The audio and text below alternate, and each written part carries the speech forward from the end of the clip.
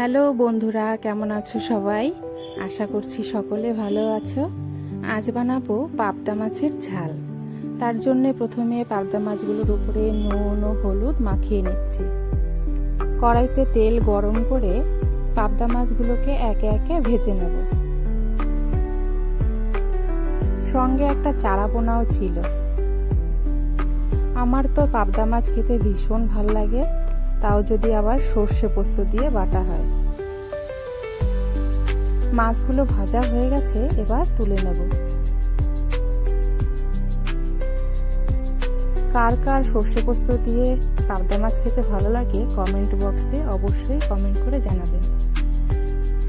এবারে কড়াইটা বদলে অন্য একটা প্যানে মাছ ভাজা তেলের মধ্যে কালো জিরে, তেজপাতা ও গোটা কাঁচা লঙ্কা ফোড়নে দিয়ে দিলাম। আগে থেকে বেটে রাখা সর্ষে ও পোস্ত বাটাটা দিয়ে দিচ্ছি।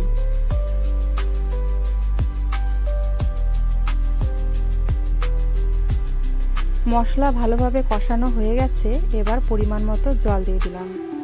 দিয়ে দিচ্ছি পরিমাণ মতো হলুদ ও নুন। আগে থেকে বেটে রাখা কাঁচা লঙ্কা দিয়ে দিলাম। এবারে একে একে মাছ ভাজাগুলো দিয়ে দেব।